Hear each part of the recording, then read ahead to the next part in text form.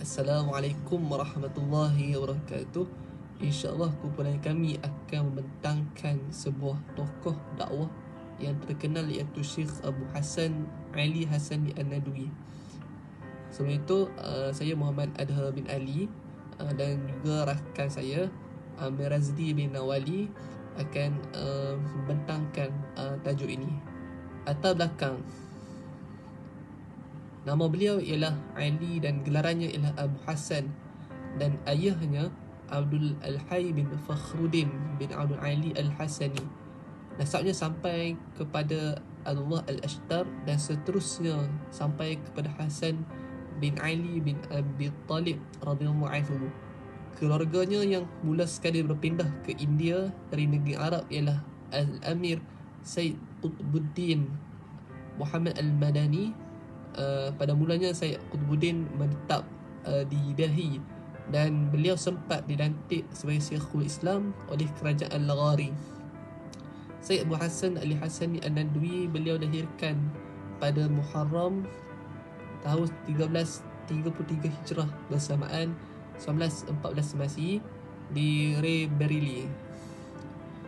Ayah beliau meninggal dunia ketika beliau baru berumur 8 tahun. Ibunya juga seorang pendidik yang berdedikasi tinggi dan termasuk di antara golongan wanita yang dihormati dan disegani, bahkan seorang yang hafizul Quran dan pengarang syair-syair sejarah Islam dalam bahasa Urdu dan bahasa Parsi, dan peminat syair-syair yang merangsangkan semangat jihad. Pendidikan beliau mendapat pendidikan di rumah dan di sekolah, iaitu Nadwatul Ulama. Beliau juga bertalaki di hadapan guru ke Syekh Khalil bin Muhammad Al-Yamani dalam bidang bahasa Arab. Dalam bidang ilmu tafsir, Syekh Abu Hassan Al-Anadwi telah berguru secara talaki daripada Syekh Khawajah Abdul Hayy Al-Faruq. Di bidang ilmu nahu, beliau berguru kepada bapa saudaranya yang bernama Syekh Sayyid Muhammad Talhah Al-Hasani. Setelah menamatkan pelajarannya di Nadwatul Ulama, beliau melanjutkan pelajarannya ke Universiti Lucknow dalam bidang bahasa Arab dan mendapatkan kelulusan terbaik dari universiti ini serta mendapat tingkat emas dalam bidang tersebut pada tahun 1929. Setelah itu, beliau melanjutkan pelajarannya ke Lahore yang merupakan bandar ilmu yang terbesar di India ketika itu. Setelah setahun di Lahore, Syekh Abu Hassan Al-Nadwi kembali ke Lucknow dan beliau terus memberikan perhatiannya kepada ilmu hadis. Dalam bidang ini, beliau berguru secara talaqi kepada Syekh Haidar Hassan Khan Ad-Tunku di Darul Ulum An-Nadwatul Ulama Lucknow. Setelah itu, beliau kembali memperdalami bahasa Arab yang memang telah tinggi pencapaiannya. Dalam ini, beliau berguru kepada Syekh Muhammad Taqiyuddin Al-Hilal yang datang berhijrah ke India dari Maghribi.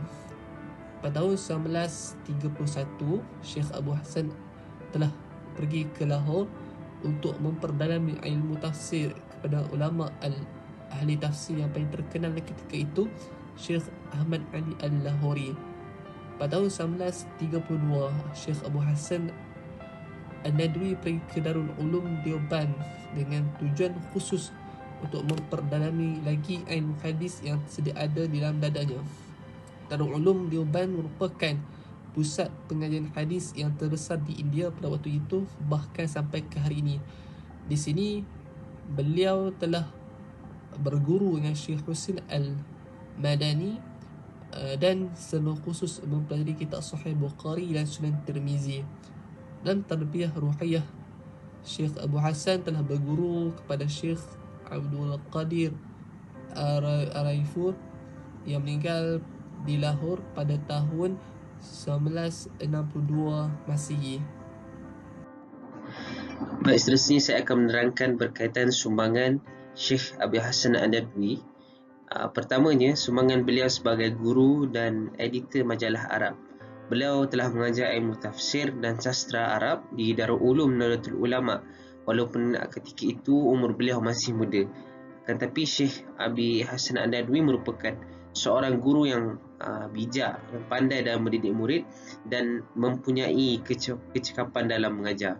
Selain daripada itu, beliau juga bergiat dalam bidang penulisan. Banyak rencana di bidang pemikiran dan dakwah Islam yang beliau telah tulis dan telah dimuat naik dalam majalah dan juga surat khabar yang diterbitkan di tanah Arab. Beliau juga dilantik sebagai editor majalah An-Nadwah yang diterbitkan dalam bahasa Arab di Nadwatul Ulama sebulan sekali. Seterusnya, keterlibatan beliau dengan gerakan Islam. Beliau telah terlibat dalam jamaah Islamiyah yang dipimpin oleh Syekh Abu Al-A'la Al-Maududi. Syekh Abu Hasan Nadwi berkecimpung tidak lama dengan gerakan ini, kurang lebih 1 tahun sahaja, disebabkan perbezaan pendapat antara beliau dan juga Al-Maududi sendiri.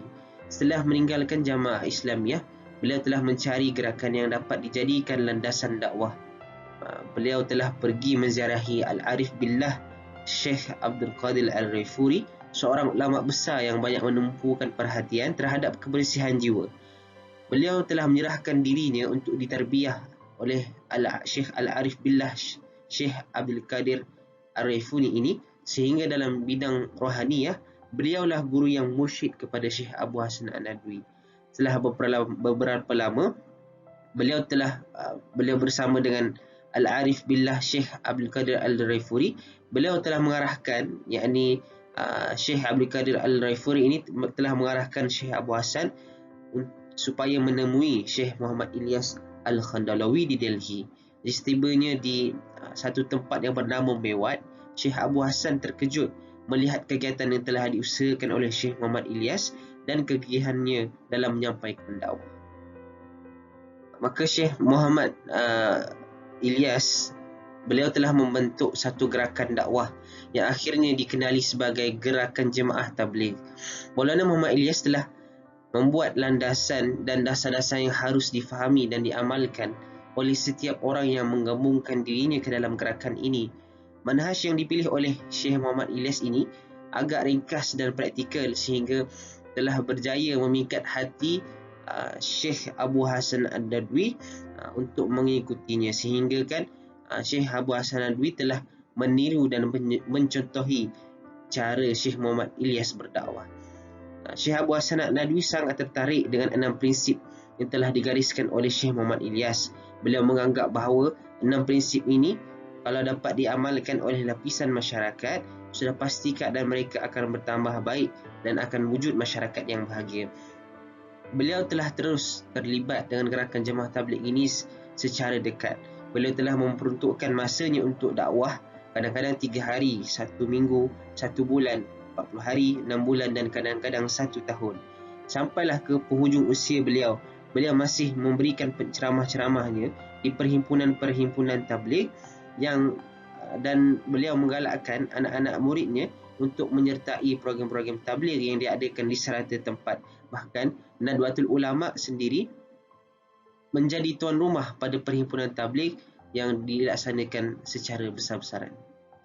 Seterusnya saya akan menerangkan pengembaraan Syekh Abi Hasan An-Nadwi dalam dunia dakwah. Pertama sekali, beliau telah berangkat ke Mekah.